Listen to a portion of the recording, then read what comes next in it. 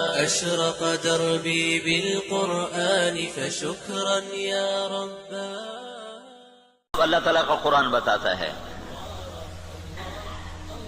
کیا کہتا ہے وَلَنُذِيقَنَّهُمْ مِنَ الْعَذَابِ الْأَدْنَى دُونَ الْعَذَابِ الْأَكْبَرِ لَعَلَّهُمْ يَرْجِعُونَ. جب تم ادھورے چلو گے نا، کبھی نماز پڑھی کبھی چھوڑ دی، کبھی روزہ رکھا کبھی چھوڑ دیا، کبھی حلال کھایا کبھی حرام کھایا، کبھی جھوٹ بولا کبھی سچ بولا، کبھی سود پہ چلے کبھی حلال پہ چلے، جب تم یہ سارا گڑبڑ کر دو گے تو پھر میں کیا کروں گا؟ وَلَنُذِيقَنَّهُمْ مِنَ الْعَذَابِ الْأَدْنَى، میں تمہیں چھوٹے چھوٹے عذاب دوں گا، دون العذاب الاکبر، بڑا عذاب نہیں دوں گا. بڑا عذاب کیا ہے؟ قرآن کی دوسری آیت فَيُعَذِّبُهُ اللَّهُ الْعَذَابَ الْأَكْبَرَ يَصْلَى النَّارَ الْكُبْرَى. جہنم کی آگ، دوزخ کی آگ، یہ بڑا عذاب ہے اور یہ خوفناک عذاب ہے. اس سے توبہ توبہ. اوہو انہا لغا، بھڑکتی ہے، نزاعۃ للشوا، کھال کھینچ دیتی ہے.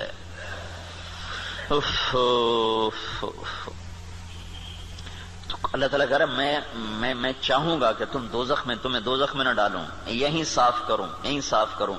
پھر بھی گناہ رہ گئے تو پھر جہنم میں جائے گا، پھر بھی اگر رہ گئے تو جہنم میں جائے گا. جب کوئی آدمی فرض نماز چھوڑ دیتا ہے اور پھر وہ توبہ نہیں کرتا، چھوڑی جاتا ہے تو اس کے نام کا ایک دروازہ جہنم میں کھول دیا جاتا ہے. اسے اس دروازے میں سے گزرنا پڑے گا چاہے ایمان پہ خاتمہ ہو. اللہ تعالیٰ کے نبی جب معراج پر گئے تو ایک جگہ دیکھا لوگ الٹے لٹکے ہوئے نا، تو ان کو نیچے سے آگ جلا رہی، ان کے پاؤں بندھے ہوئے رسے سے اور ان کو نیچے آگ جلا رہی. تو آپ نے پوچھا یہ کون لوگ ہیں؟ کہا جو روزہ نہیں رکھتے تھے. تو روزہ نہ رکھنا یہ تو مسلمان کے لیے، کافر سے تو روزہ مطلوب نہیں. ایک جگہ آپ نے دیکھا ایک آدمی لیٹا ہوا ہے تو ایک فرشتے کا ہاتھ میں پتھر ہے بہت بڑا، اس کے سر کے اوپر مارتا ہے، اس کا سر کیما ہو جاتا ہے. پتھر دور جا گرتا ہے، وہ پتھر اٹھانے جاتا ہے، واپس آنے تک اس کا سر ٹھیک ہو جاتا ہے، وہ پھر اس کے سر پہ پتھر مارتا ہے، وہ پھر قیمہ ہو جاتا ہے. تو آپ نے پوچھا یہ کون ہے؟ کہ یہ وہ جو عشاء کی نماز پڑھے بغیر سو جاتا تھا، جو عشاء پڑھے بغیر. اور لاکھوں کروڑوں مسلمان ایک نماز بھی نہیں پڑھتے، عشاء کی کیا بات ہے، ایک بھی نہیں پڑھتے. تو بڑا عذاب آگے کا ہے، بہت خوفناک ہے، بہت خوفناک. آگے آپ گئے تو آپ نے دیکھا ایک آدمی کا پیٹ ہے جیسے گنبد ہوتا ہے، گنبد کی طرح بڑا پیٹ ہے. اس پیٹ کے اندر سانپ گھسے ہوئے ہیں اندر، اور اس کو اندر سے ڈس رہے ہیں. اس کی چیخ و پکار ہے. تو آپ نے کہا یہ کون ہے؟ کہا یہ سود کھانے والے. تو بڑا عذاب آگے ہے، زلزلہ، دشمن کی چڑھائی، دشمن کے ہاتھوں قتل، دریاؤں کا سوکھ جانا، بجلی کا ختم ہو جانا، محبتوں کا اٹھ جانا، برکتوں کا اٹھ جانا، آپس کی لڑائیاں، قتل و غارت، بد امنی، مہنگائی. یہ ہے وَلَنُذِيقَنَّهُمْ مِنَ الْعَذَابِ الْأَدْنَى، چھوٹے چھوٹے عذاب دوں گا، دون العذاب الاکبر، بڑا نہیں دوں گا. لعلہم یرجعون، شاید تم مسجدیں بھر دو اور تم توبہ کر لو اور تم اللہ کے سامنے جھک جاؤ اور تم اللہ کو منا لو اور اللہ کے نبی کے طریقوں پر آ جاؤ. تو ما یفعل اللہ بعذابکم ان شکرتم وآمنتم وکان اللہ شاکرا علیما. اللہ تعالیٰ فرماتا ہے تمہیں سزا دے کے مجھے کیا خوشی ہوتی، تم انسان بنو، جو کہتا ہوں کرو، جس سے روکتا ہوں چھوڑو. تو میں تمہیں عذاب دے کے مجھے کوئی خوشی نہیں ہے، لیکن تم میرے مان کے چلو، میرے بن کے. آپ 5000 تنخواہ دے کر اگلے کی کھال اتار دیتے، ذرا سا گڑبڑ کر دے تو اس کی ماں بیٹی نہیں چھوڑتے. اور اللہ تعالیٰ سر سے لے کر پاؤں تک وجود دیتا ہے. ایک سیل ساری دنیا مل کے نہیں بنا سکتی. ایک سیل میں جو جہان کام کر رہا ہے ساری دنیا عاجز ہے اس ایک سیل کا. صرف ایک سیل کا جہان سمجھنے سے دنیا کا انسان عاجز ہے. اور کئی کھرب سیلز جمع ہوتے ہیں تب اللہ ایک انسان بناتا ہے. ہر سیل میں ایک کائنات ہے جس کا نظام اللہ تعالیٰ چلاتا ہے. تو اس کے بعد اس کا اتنا حق نہیں ہے کہ میری مان کے چل، میری مان.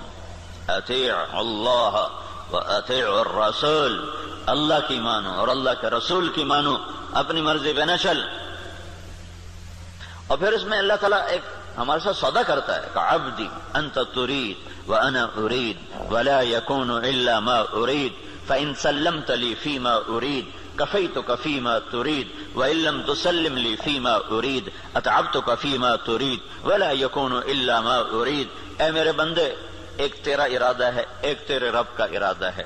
جو تو چاہتا ہے وہ اللہ کے ارادے کے بغیر نہیں ہو سکتا، جو اللہ چاہتا ہے وہ تمہارے بغیر کر دیتا ہے۔ تو ایک کام کرو، یہ اس چند روزہ زندگی میں جو میں کہوں کرتے جاؤ کرتے جاؤ کرتے جاؤ کرتے جاؤ۔ یہ نہ دیکھو کہ نفع کیا ہے نقصان کیا ہے، یہ دیکھو کہ اللہ کیا چاہتا ہے اور اللہ کا رسول کیا کہتا ہے، بس تم یہ کرتے جاؤ تو کیا ہوگا؟ کفیتک فیما ترید، جو تم چاہو گے میں کر دوں گا۔ وَإِن لَّمْ تُسَلِّمْ لِي فِيمَا أُرِيدُ، اگر تم نے یہ نہ کیا تو أَتْعَبْتُكَ فِيمَا تُرِيدُ وَلَا يَكُونُ إِلَّا مَا أُرِيدُ، تو پھر میں تمہیں تیری چاہتوں میں تھکا دوں گا، تو جو خوار کر دوں گا اور ہوگا وہ جو تیرا رب چاہتا ہے۔ تو ادھورے دین پر کیا ہوتا ہے؟ ادھورے دین پر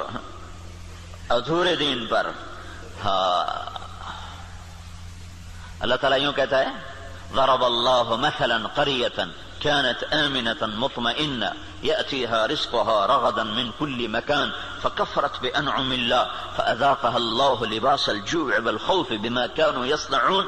جب تم دین پر چلتے ہو تو اللہ کہتا ہے میں خوف دور کر دیتا ہوں، ولا يبدلنهم من بعد خوفهم امنا، میں خوف دور کرتا ہوں، امن قائم کرتا ہوں، بے برکتی دور کرتا ہوں، برکتیں لے کر آتا ہوں۔ اور جب تم بگڑتے ہو تو پھر میں کیا کرتا ہوں کہ میں ساری برکتیں واپس لیتا ہوں، پھر اور کیا کرتا ہوں؟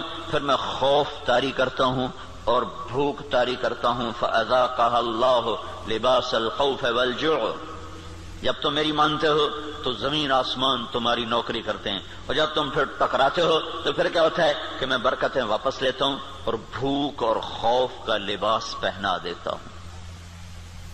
دیکھو یہاں لباس کا ہے، لباس ہے، لباس سارے جسم پر ہوتا ہے۔ خوف دل کی کیفیت کا نام ہے اور بھوک پیٹ کی کیفیت کا نام ہے۔ صرف پیٹ میں بھوک ہوتی ہے اور سارا بدن بے قرار ہوتا ہے، صرف دل میں خوف ہوتا ہے اور سارا بدن بے قرار ہوتا ہے۔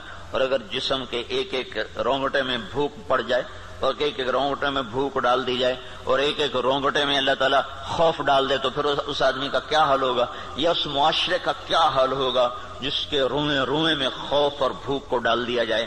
تو یہ اللہ تعالیٰ چھوٹے عذاب کی نشاندہی کر رہا ہے اپنی کتاب میں، اپنے قرآن میں، کہ جب تم نافرمانیاں کرتے ہو تو ظہر الفساد فی البر والبحر، زمین آسمان میں، بر خشکی اور تری میں، کبھی سمندروں میں موجیں اٹھتی ہیں، کبھی زمین کی برکتیں گم ہو جاتی ہیں، کبھی زمین کپ کپاتی ہے، کبھی پہاڑ لرز جاتے ہیں، کبھی آسمان بے موسم بارشوں پہ اتر آتا ہے، کبھی ہوائیں پاگل ہو جاتی ہیں، کبھی محبتیں مٹ جاتی ہیں۔ یہ کیوں ہوتا ہے؟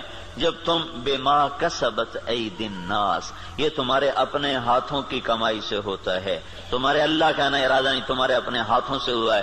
بما کسبت ایدی الناس، یہ تمہارے اپنے ہاتھوں کی وجہ سے ہے۔ لیذیقہم بعد الذی عملوا، اللہ کہہ رہا ہے یہ تمہارے پوری سزا نہیں ہے، چھوٹی سزا، تھوڑی سزا کہ تم اللہ کی طرف رجوع کرو۔ تو بھائیو مکمل دین ہے تو اللہ کا قانون اور ہے، ادھورا دین ہے اللہ تعالیٰ کا قانون اور ہے۔ زمین آسمان اللہ کے ہیں، قانون بھی اللہ کا چلتا ہے۔ زمین آسمان اللہ کی بادشاہی ہے، حکم بھی میرے اللہ کا چلتا ہے، یہاں کوئی پر نہیں مار سکتا، دم نہیں مار سکتا۔ ایک کتاب میں نے حدیث پڑھی، اللہ تعالیٰ نے ایک نبی سے فرمایا یاد رکھ تیرے بدن پہ جو مکھی بیٹھتی ہے نا وہ بھی تیرے رب کی اجازت سے بیٹھتی ہے۔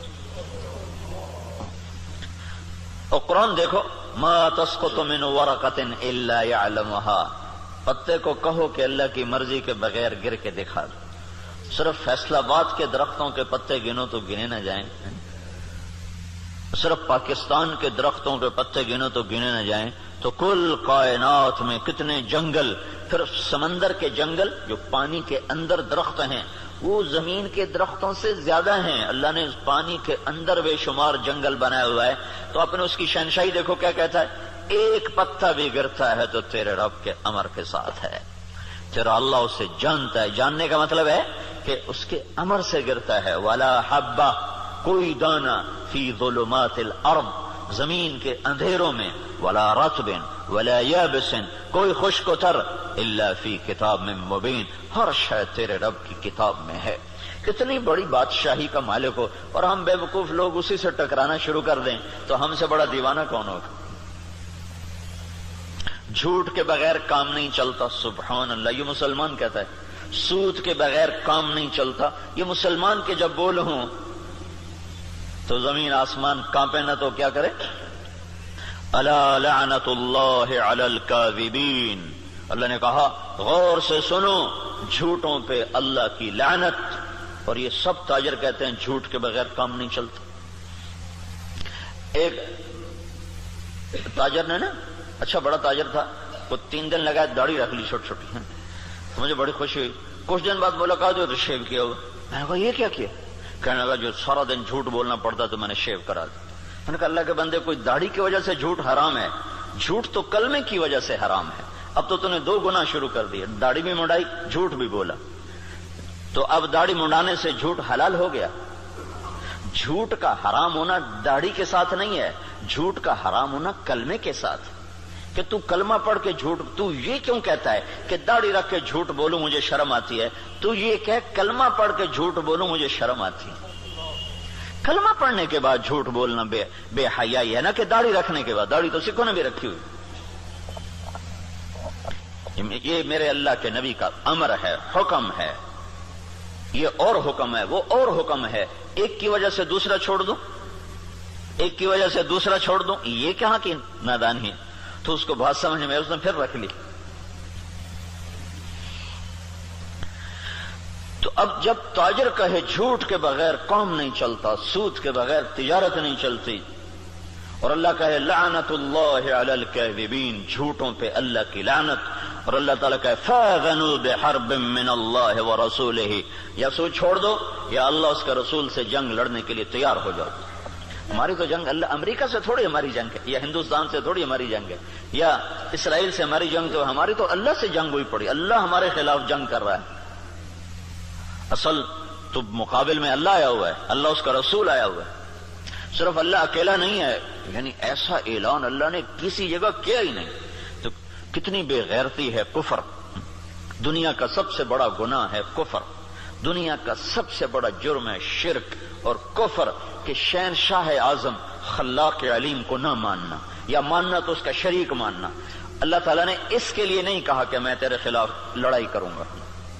ان کو دھمکیاں دیں جہنم میں ڈالوں گا، آگ میں ڈال دوں گا، تباہ کر دوں گا. لیکن سود کھانے والا 5 وقت کا نمازی بھی ہے تو اللہ کہتا تیار ہو جا، تیری میری جنگ ہے. اور صرف میری نہیں، میرا رسول بھی تیرے ساتھ جنگ کرے گا. میں بھی کروں گا، میرا رسول بھی کرے گا. تو بڑا جگر ہے لوگوں کا جو اتنے بڑے اعلان کے بعد، اتنے بڑے اعلان کے بعد کہیں جی سود کے بغیر تو پھر کام نہیں چلتا. تو یہ جب دین ادھورا ہوتا ہے تو پھر کیا ہوتا ہے، یہ سارا میں آپ کو قرآن پاک سے بتا رہا ہوں.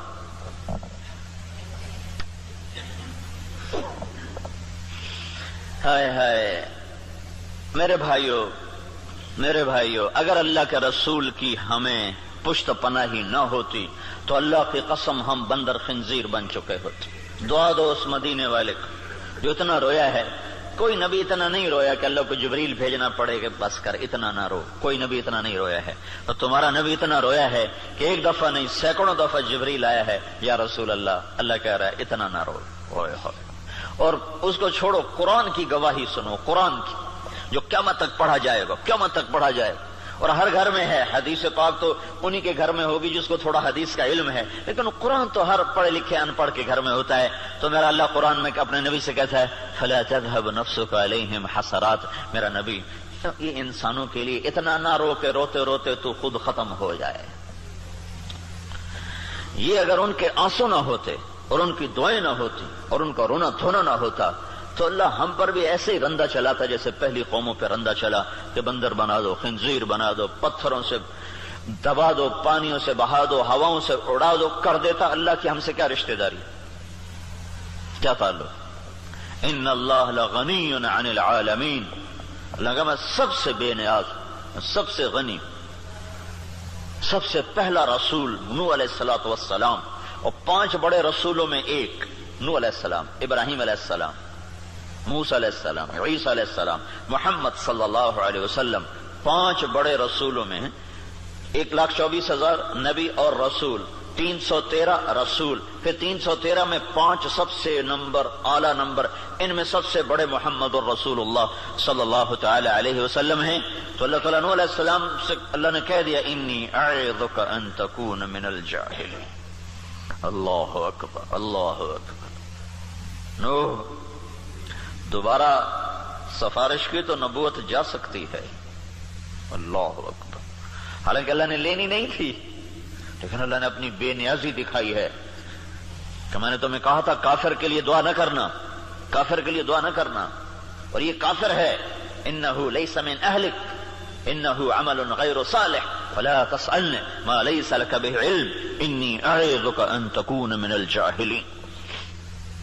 اس لیے تو نوح علیہ السلام قیامت کے دن کہیں کہ میں نہیں آج سفارش کر سکتا، میں نے اپنے بچے کے لیے دعا مانگی تھی، اور نوح علیہ السلام کو پتہ نہیں تھا کہ یہ کافر ہے، اگر پتہ ہوتا تو کبھی نہ مانگتے، اس لیے انہوں نے کہا لا تکن من الکافرین، اگر پتہ ہوتا تو کہتے لا تکن من الکافرین، انہیں پتہ نہیں تھا وہ منافق تھا، کہا لا تکن مع الکافرین، مع اور من، مع کا مطلب تھا کہ تو مسلمان ہے تو کافروں کے ساتھ کیوں جا رہا ہے، ان کو معلوم نہیں تو اس نے اپنا کفر چھپائے رکھا، اگر معلوم ہوتا تو پھر کہتے لا تکن من الکافرین، کافروں میں سے مت ہو۔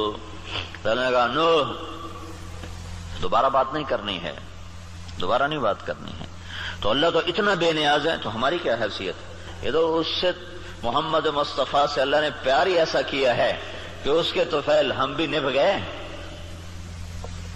اور ہماری بھی لاٹری نکل آئی کہ اللہ نے ہمیں حضرت محمد صلی اللہ تعالی علیہ وسلم کا امتی بنا دیا، اور ان کی دعائیں بیچ میں حائل ہو گئیں،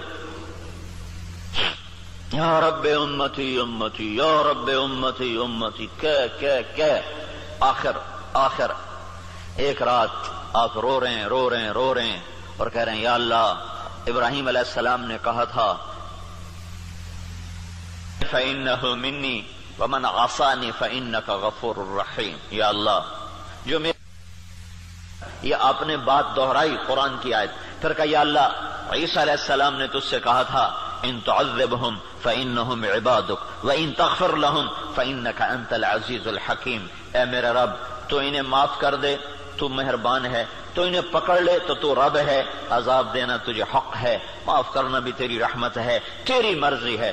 دونوں نبیوں نے کہا تیری مرضی، یا اللہ نہ میں ابراہیم کی کہتا ہوں نہ میں عیسیٰ کی کہتا ہوں، میں تو اپنی کہتا ہوں یا رب امتی امتی یا رب امتی امتی یا رب امتی، یا اللہ میری امت کو معاف کر دے، یا اللہ میری امت کو معاف کر دے، یا اللہ نہیں کرنا پھر بھی کر دے، اور اتنا روئے کہ پھر جبریل کو آنا پڑا، یا رسول اللہ تعالیٰ پوچھ رہے ہیں آپ کیوں رو رہے ہیں، کہا جبریل مجھے میری امت رلا رہی، تو پھر اللہ تعالیٰ نے پیغام بھیجا سنردیک فی امتک، میں تجھے تیری امت کے بارے میں خوش کر دوں گا۔ یہ دعائیں بیچ میں حائل ہیں، ورنہ اللہ کو کیا پرواہ ہے۔